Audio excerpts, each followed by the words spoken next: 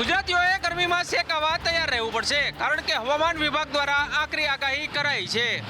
હવામાન વિભાગ દ્વારા આગાહી કરાઈ છે કે આગામી કેટલાક દિવસ હીટવેવ રહેશે. હાલ તો રાજ્યના કચ્છ જિલ્લામાં આગાહી કરાઈ છે, જેને લઈને યલો એલર્ટ પણ આપવામાં આવ્યું છે. રાજ્યના 10 શહેરમાં તાપમાનનો પારો 40 ડિગ્રીને પાર છે. રાજકોટ, સુરેન્દ્રનગર, અમદાવાદ, ગાંધીનગર, નલિયા, ભુજનો સમાવેશ થાય છે. આ સ્થિતિ રાજ્યમાં 26 તારીખ સુધી રહેવાનું અનુમાન છે, જેમાં સૌથી વધારે ગરમ શહેર આજે રાજકોટ નોંધાયું છે. ત્યાં તાપમાન 41.7 ડિગ્રી નોંધાયું છે. હવામાન વિભાગના જણાવ્યા મુજબ પશ્ચિમના ગરમ અને સૂકા પવનના કારણે આ સ્થિતિ થઈ રહી છે. હીટવેવની આગાહીના પગલે સ્થાનિક આરોગ્ય તંત્ર દ્વારા લોકોને બિનજરૂરી બહાર ના નીકળવા માટે થઈને કહેવામાં આવ્યું છે. સાથે લૂથી બચવા માટે થઈને ઘરેલું ઉપાય કરવા માટે પણ સલાહ અપાઈ છે. સુરતની મહાનગરપાલિકાની ચૂંટણીમાં ગરમાવો, કારણ કે એક પછી એક કોંગ્રેસના ઉમેદવારોના ફોર્મ રદ થઈ રહ્યા છે. સુરત મહાનગરપાલિકાની ચૂંટણીમાં ફોર્મ ચકાસી દરમિયાન કોંગ્રેસના સુપ્રસાપ થઈ રહ્યા હોય તેવી સ્થિતિ સર્જાઈ છે. વોર્ડ નંબર 10ના ઉમેદવાર દુર્ગાવતી નિષાદનું ફોર્મ રદ થતાં રાજકારણમાં ભૂકંપ આવ્યો છે. દુર્ગાવતી નિષાદે જાહેર કોંગ્રેસ પ્રમુખ વિપુલ ઉદનાવાળા પર અત્યંત ગંભીર આરોપ લગાવ્યો છે કે તેમનું કહેવું છે કે શહેર પ્રમુખે જાણી જોઈને મેન્ડેટ જમા કરાવ્યા ન હતા, જેથી મારું ફોર્મ રદ થયું છે. ભાજપને સીધો ફાયદો થાય તે માટે આખી રમત રમાઈ છે. વિપુલ ઉદનાવાળાએ આ માટે પૈસા લીધા છે. જો તેમે મને કાંઈક પણ થશે તો તેની સંપૂર્ણ જવાબદારી શહેર કોંગ્રેસ પ્રમુખની રહેશે. બીજી તરફ વોર્ડ નંબર 12માં પણ કોંગ્રેસને મોટો ઝટકો લાગ્યો છે. અહીં ઉમેદવાર ભૂપેન્દ્ર પટેલનું ફોર્મ રદ થયું છે. ડમી ઉમેદવાર ન હોવાને કારણે હવે આખી કોંગ્રેસની પેનલ અખંડિત થઈ છે. એક તરફ કોંગ્રેસ જીતનો દાવો કરી રહી છે, ત્યારે બીજી તરફ ઘરના લોકો પક્ષમાં ગાબડું કરી રહ્યા છે તેવો આક્ષેપો થઈ રહ્યા છે. અમદાવાદ મહાનગરપાલિકાના સ્ટેન્ડિંગ કમિટીના પૂર્વ ચેરમેન અને ભાજપના બોડકદેવ વોર્ડના ઉમેદવાર દેવાંગ દાણી સામે ચૂંટણી પંચમાં ફરિયાદ નોંધાઈ છે. દેવાંગ દાણીની સામે ચૂંટણી પંચમાં જે ફરિયાદ નોંધાઈ છે તેમાં આરોપ લગાવવામાં આવ્યો છે કે દાણી દ્વારા ગત અને આ ચૂંટણીમાં ખોટી વિગતો ભરવામાં આવી છે. હાઈકોર્ટ અને સેશન્સ કોર્ટમાં કેસ ચાલતો હોવા છતાં તે બાબતનો ઉલ્લેખ કરવામાં આવ્યો નથી અને સમગ્ર બાબત છુપાવવામાં આવી છે. ફરિયાદને આધારે રાજ્ય ચૂંટણી પંચે કલેક્ટરને પત્ર લખી સમગ્ર મામલે તપાસ માટે આદેશ આપ્યા છે. સમગ્ર મામલે હવે ફોર્મ ચકાસણી દરમિયાન દેવાંગ દાણીનું ફોર્મ સ્વીકારી લેવામાં આવ્યું છે. ત્યારે હવે જોવાનું રહેશે કે કલેક્ટર દ્વારા શું કાર્યવાહી કરવામાં આવે છે. સુરતમાં સ્થાનિક સ્વરાજની ચૂંટણીને લઈને માહોલ ગરમાયો છે, ત્યારે ફરી એકવાર આજે ભાજપ, કોંગ્રેસ અને આપ આમને સામને જોવા મળ્યા હતા. સ્થાનિક સ્વરાજની ચૂંટણીને લઈને રાજકીય માહોલ પૂરેપૂરો જામ્યો છે. આજે ઉમેદવારી ફોર્મની ચકાસણી ચાલી રહી હતી, જે ચૂંટણી પ્રક્રિયાનો સૌથી મહત્વનો પડાવ ગણાય છે. કલેક્ટર કચેરી બહાર ભાજપ, કોંગ્રેસ અને આમ આદમી પાર્ટીના ત્રણેય પક્ષોના કાર્યકર્તાઓ મોટી સંખ્યામાં ઉમટી પડ્યા હતા. ત્રણેય પક્ષો આમને સામને આવી જતા ભારે સૂત્રોચ્ચાર થયા હતા. કાર્યકર્તા દરેક પક્ષ પોતાના જીતના દાવા સાથે વાતાવરણ ગજવ્યો હતો. સામાન્ય રીતે ફોર્મ ચકાસણી વખતે વિરોધ પક્ષ કે એકબીજાના ઉમેદવારના ફોર્મની ટેકનિકલ ભૂલ શોધીને તેને રદ કરવાના પ્રયાસો કરતા હોય છે. આ ખેંચતાણના કારણે કલેક્ટર કચેરી પાસે પોલીસનો ચુસ્ત બંદોબસ્ત પણ ગોઠવી દેવામાં આવ્યો હતો, જેથી કરીને કોઈ અનિયમિતતા ન બને. શિસ્તબદ્ધ ગણાતી પાર્ટીના કાર્યકર્તાઓની આ હરકતને લઈને લોકોએ ખૂબ જ નિંદા કરી હતી. ભાજપે જાહેર કરેલા ઉમેદવારો પૈકી વોર્ડ નંબર 17ના ઉમેદવારે સૌનું ધ્યાન ખેંચ્યું છે. સામાન્ય વિચારસરણી એવી બની ગઈ છે કે જેની પાસે પૈસા હોય, સક્ષમ રાજકીય પક્ષો તેમને જ ઉમેદવાર બનાવતા હોય છે. પરંતુ વડોદરામાં ભાજપે અનેક સામાન્ય પરિવારમાંથી આવતા ઉમેદવાર જાહેર કર્યા છે, જેમાં વોર્ડ 17માં સ્કૂલ વેન ચાલક રાજેશ માછીને ઉમેદવાર બનાવ્યા છે. આજે પ્રચારમાં જતા અગાઉ રાજેશ માછી ભાજપનો ખેસ પહેરીને શાળામાં પરીક્ષાનું અંતિમ પેપર હોવાથી બાળકોને લેવા સ્કૂલ ખાતે પહોંચ્યા હતા, જ્યાં સાથી સ્કૂલ વેન ચાલકોએ રાજેશ માછીનું મોં મીઠું કરાવ્યું હતું. રાજેશ માછીને ભાજપે ઉમેદવાર જાહેર કરતા સાથી વેન ચાલકોએ પોતાની ખુશી વ્યક્ત કરી હતી. અમદાવાદમાં ફોર્મ ચકાસણી દરમિયાન કોંગ્રેસના બે નેતાઓ દ્વારા ગંભીર ફરિયાદ કરી ભાજપ અને અધિકારીઓ ઉપર આક્ષેપ લગાવ્યા હતા. કોંગ્રેસ નેતા શાહનવાઝ શેખ દ્વારા આક્ષેપ લગાવવામાં આવ્યા હતા કે દરિયાપુર, ખાડિયા અને જમાલપુર વોર્ડના ફોર્મ ચકાસણી દરમિયાન દરિયાપુરના ધારાસભ્ય કૌશિક જૈનની હાજરી હતી, જેથી અધિકારીઓ પક્ષપાત સાથે કામ કરી રહ્યા હોવાના આરોપ તેમના દ્વારા લગાવાયા હતા. તો દરિયાપુર વોર્ડના ઉમેદવાર નીરવ બક્ષીએ પણ ગંભીર આરોપ લગાવ્યા હતા. તેમનું કહેવું હતું કે ફોર્મમાં જેની દરખાસ્તમાં સહી હતી તે લોકો કહી રહ્યા છે કે આ સિગ્નેચર તેમની નથી, તેમ છતાં ફોર્મ સ્વીકારી લેવામાં આવ્યા છે. સાથે જ અધિકારી અને નીરવ બક્ષી વચ્ચે ઉગ્ર બોલાચાલી પણ થઈ હતી. બંને નેતાઓની ગંભીર ફરિયાદ બાદ અધિકારીઓ દ્વારા યોગ્ય કામગીરીનું આશ્વાસન આપવામાં આવ્યું હતું. સ્થાનિક સ્વરાજની ચૂંટણીઓ જાહેર થઈ ગઈ છે. ઉમેદવારોના નામ પણ ડિક્લેર થઈ ગયા છે. ઉમેદવારોના ફોર્મ પણ ભરાઈ ગયા છે. પરંતુ કહી શકાય કે કોંગ્રેસના વિરોધ પક્ષના નેતા છે તેમને ટિકિટ ન મળતા તેમણે ભારે રોષ છે તે ઠાલવ્યો હતો. સ્થાનિક સ્વરાજની ચૂંટણીઓ જાહેર થઈ ગઈ છે. ઉમેદવારોના નામ પણ જાહેર થઈ ગયા છે. ઉમેદવારોએ પોતાના ઉમેદવારી પત્રકો પણ ભરી દીધા છે. પરંતુ કહી શકાય કે ભાવનગર મહાનગરપાલિકાના પૂર્વ વિરોધ પક્ષના નેતા જીતુભાઈ સોલંકી છે, તેમને ટિકિટ ન મળતા તેમણે ભારે રોષ છે તે ઠાલવ્યો હતો. આ ઉપરાંત કોંગ્રેસનો જે આંતરિક વિવાદ છે તેને પણ બહાર લાવવાનો પ્રયાસ કર્યો હતો. પ્રદેશના નિરીક્ષક હરિભાઈ સાથેની ટેલિફોનિક વાતચીતના ઓડિયો છે તે પણ વાયરલ થયા હતા, જેમાં કોંગ્રેસના સભ્યો દ્વારા કોરા મેન્ડેટ આપતા હોવાના આક્ષેપો પણ છે તે જીતુભાઈ સોલંકી દ્વારા કરવામાં આવ્યા હતા. આ ઉપરાંત જીતુભાઈ સોલંકીને ટિકિટ ન મળતા તેમણે રાહુલ ગાંધી પાસે જઈને રજૂઆત કરીને પોતે આત્મવિલોપન કરશે તેવી પણ ચીમકી છે તે ઉચ્ચારી હતી. તો હાલ સમાચાર પ્રાપ્ત થઈ રહ્યા છે. પરીક્ષા સમયે મતદાન જાગૃતિ અભિયાનનો શૈક્ષણિક મહાસંઘે કર્યો છે વિરોધ. મતદાન જાગૃતિ માટે શિક્ષકોને જવાબદારી અભિયાનને લઈને સરકારને ગંભીર રજૂઆત કરવામાં આવી છે. પરીક્ષા આપતા બાળકોનો માનસિક બોજ વધશે. રેલી સ્પર્ધાના દબાણ હોવાથી શિક્ષકો મુશ્કેલીમાં મુકાયા છે. તો પરીક્ષા આવતા બાળકોના માનસિક બોજમાં વધારો થશે તેવું કહેવું છે અને રેલી સ્પર્ધામાં દબાણ હોવાથી શિક્ષકો મુશ્કેલીમાં મુકાયા છે.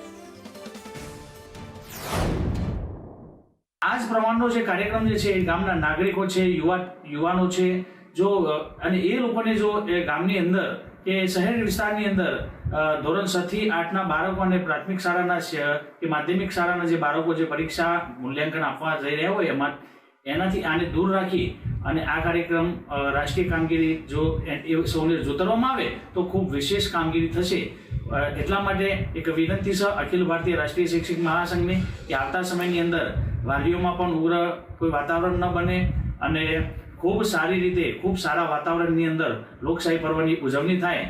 પરંતુ 6 થી 8ના બાળકોની જ્યારે મૂલ્યાંકન પદ્ધતિ શરૂ થવાની હોય ત્યારે આમાંથી 6 થી 8ના બાળકોને મુક્તિ આપવામાં આવે.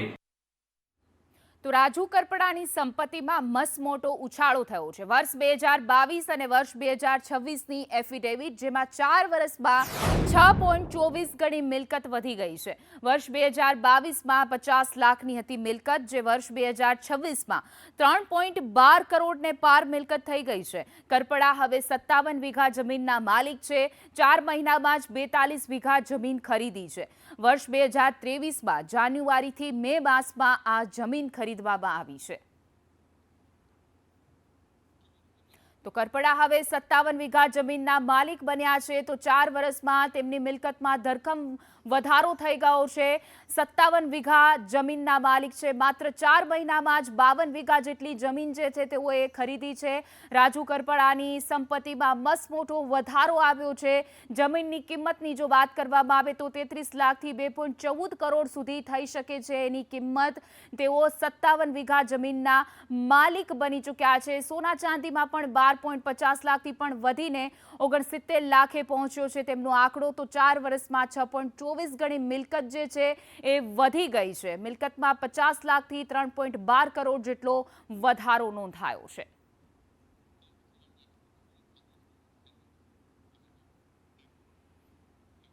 ભાવનગરમાં ફોર્મ ચકાસણી માટે ભારે ધસારો જોવા મળ્યો હતો. ઉમેદવારોના ફોર્મની ચકાસણી માટે આજે છેલ્લો દિવસ હતો. વિવિધ પક્ષોના ફોર્મની વાંધા અરજીની હરીફોની રજૂઆત હતી. કુંભારવાડા વોર્ડ નંબર 2ના ઉમેદવાર સામે કોંગ્રેસને વાંધો હતો. ફોર્મમાં ભૂલને લઈને કોંગ્રેસે ઉઠાવ્યો હતો વાંધો. તો ભાજપના ઉમેદવારની એફિડેવિટને લઈને કોંગ્રેસનો આરોપ. ફોર્મની ચકાસણી હતી. ભારતીય જનતા પાર્ટીના શાસકો દ્વારા કોંગ્રેસ પક્ષના ઉમેદવારોને એનકેન પ્રકારે અત્યારે દબાવવાના પ્રયાસો થઈ રહ્યા છે. અમારા ફોર્મના સોગંદનામામાં ઝીણવટભરી તપાસ કરી ભૂલ ન હોવા છતાં ભૂલ દર્શાવી અનામત રાખવામાં આવ્યું હતું. ત્યારે કોંગ્રેસ પક્ષના અમે ઉમેદવારોએ ભેગા મળી તેઓના જે સોગંદનામામાં ભૂલ હતી તે અનુસંધાને વાંધા લઈ ભારતીય જનતા પાર્ટીના 3 ઉમેદવારોના ફોર્મ અનામત રખાવ્યા છે.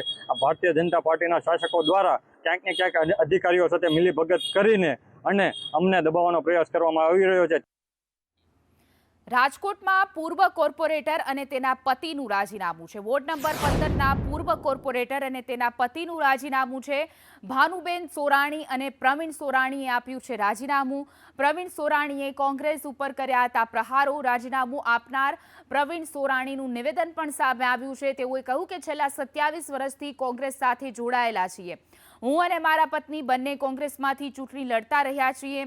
કોંગ્રેસના પ્રમુખ અને અન્ય આગેવાનો વાંધો છે. વોર્ડ નંબર 15માંથી ટિકિટ ન આપવા અંગે અમને દુઃખ છે. કારણમાં એવું છે કે હું છેલ્લા 27 વર્ષથી કોંગ્રેસમાં જોડાયેલો છું.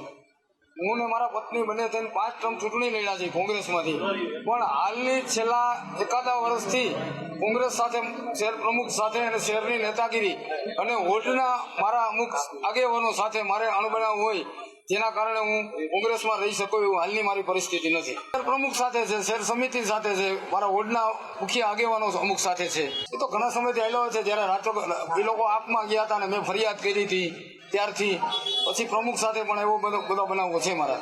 આ ટિકિટ કપાણી એની પણ મને થોડી નારાજ. તો મિડલ ઈસ્ટમાં યુદ્ધની અસરથી એમએસએમઈ મુશ્કેલીમાં છે. પેટ્રોકેમિકલ્સની અછતથી પોલિમરના દાણની કિંમત વધી ગઈ છે. ₹98માં મળતા પોલિમરના દાણા જે 168 પર પહોંચ્યા છે. પ્લાસ્ટિકની વસ્તુઓ અને જંતુનાશક દવાના ભાવમાં પણ વધારો થયો છે. પ્લાસ્ટિકના ભાવમાં 80% વધારો થતા ઉદ્યોગ પર સંકટ તોડાઈ રહ્યું છે. અત્યારે જે યુદ્ધ ચાલી રહી છે એમાં પ્લાસ્ટિકના દાણાની જે અછત ઊભી થઈ છે અને જે માર્કેટમાં ભાવ જે પહેલાં લગભગ 90 થી 98ની વચ્ચે ચાલતા હતા એ આજે 160-170 ચાલે છે. આના લીધે શું થાય છે, જે નાના એકમો જે માર્કેટમાં છે એ બધા તો બંધ થવાના આરે છે. અત્યારે એ ફેક્ટરીઓને માણસોની પગાર કાઢવું પણ અઘરું પડી ગયું છે. હવે જે મોટા ઉદ્યોગો છે એ લોકો તેમની મનમાની પર ચાલી રહ્યા છે. અત્યારે સરકારે જોવાનું છે કે ભાઈ દાણાના ભાવને અને યુદ્ધને તો હાલ મારા હિસાબ એટલું બધું લેવડ દેવડ ના પડે, અને ક્રૂડ આવે છે ત્યાંથી. મોટી કંપનીઓ પાસે એટલો સંગ્રહ તો હોય છે કે 2-3-4 મહિના સ્ટોક ચલાવી શકે છે. અત્યારે 28 તારીખે યુદ્ધ જે શરૂ થયું એ જ દિવસથી ભાવ વધવાના ચાલુ થઈ ગયા, જે અત્યાર સુધી વધતા વધતા ₹83 વધી ગયા છે. એટલે સમજો 50 થી 80% પ્રાઇસ રાઇઝ ચાલે છે. ઈરાન, ઇઝરાયલ, અમેરિકા વચ્ચે યુદ્ધની પરિસ્થિતિ ચાલી રહી છે. તેમાં પેટ્રોકેમિકલના ભાવ ખૂબ ઉપર ગયા છે, જેના હિસાબે HDP પોલિમર, PP પોલિમરના જે દાણા છે એનો ભાવ જે આથી 1 કે 1.25 મહિના પહેલાં ₹98 હતો, જે હાલ આજે ₹168 પહોંચી જવા પામ્યો છે. અને આટલા ₹168 આપવા છતાં પણ પ્રવર્તમાન પરિસ્થિતિમાં દાણાની અછત છે. તો આગળ વાત કરીએ તો સુરતના ઉત્તરાણ વિસ્તારમાંથી શિક્ષણ જગતનો એક પ્રેરણાદાયી કિસ્સો સામે આવ્યો છે, જે સાબિત કરે છે કે જો શિક્ષણનું સ્તર સુધરે તો વાલીઓ સરકારી શાળા પર જ પસંદગી ઉતારે છે. સુરત મહાનગરપાલિકા સંચાલિત મહારાજા કૃષ્ણકુમારસિંહજી શાળા ક્રમાંક 334માં નવા શૈક્ષણિક સત્ર માટે વહેલી સવારથી જ વાલીઓની લાંબી કતારો જોવા મળી રહી છે. અહીં સ્થિતિ એવી છે કે માત્ર 400 બેઠકોની સામે 1300થી પણ વધુ એડમિશન ફોર્મ ભરાયા છે, જેના કારણે હવે ડ્રો સિસ્ટમ દ્વારા પ્રવેશ આપવાની ફરજ પડી છે. આ શાળા ખાનગી શાળાઓ જેવું જ અદ્યતન ઇન્ફ્રાસ્ટ્રક્ચર ધરાવે છે અને અહીં પુસ્તકીય જ્ઞાન સાથે સંસ્કારોનું સિંચન પણ કરવામાં આવે છે. બાળકોના જન્મદિવસની યજ્ઞ દ્વારા ઉજવણી અને સંજીવની જેવી યોજનાઓ આ શાળાની વિશેષતા છે. રાજ્યના નાયબ મુખ્યમંત્રીએ પણ આ શાળાની સફળતા અંગે ટ્વીટ કરીને જણાવ્યું છે, સરકારી શાળામાં એડમિશન માટેની આ લાઈનો ગુજરાતની ગ્રાઉન્ડ રિયાલિટી અને શિક્ષણ વ્યવસ્થા પર વધેલા વિશ્વાસનું પ્રતીક છે. કયા પ્રકારની લાઈનો હોય છે અને કેટલી બેઠકો છે વિદ્યાર્થીઓ માટે અને કેટલી જે છે ફોર્મ આવી રહ્યા છે? આ વર્ષે 401 જેટલા બાળકોને પ્રવેશ આપી શકાય તેવું છે અને એમની સામે 1300 જેટલા નામાંકન જે છે અત્યાર સુધીમાં થયું છે. અને બાળકોને શિક્ષણની સાથે સાથે સંસ્કારલક્ષી પ્રક્રિયા જે થાય છે એમને કારણે વાલીઓનો દિન પ્રતિદિન નગર પ્રાથમિક શિક્ષણ સમિતિ અને સરકારી શાળાઓ પ્રત્યેનો વિશ્વાસ વધતો જાય છે. અને એટલે વહેલી સવારથી વાલીઓ છે એ પોતાના બાળકનું પ્રવેશ લેવા માટે લાઇનમાં ઊભા રહેતા હોય છે. કેમેરામેન અજીત પટેલ સાથે જયેન્દ્ર પાંડે, સંદેશ ન્યૂઝ સુરત.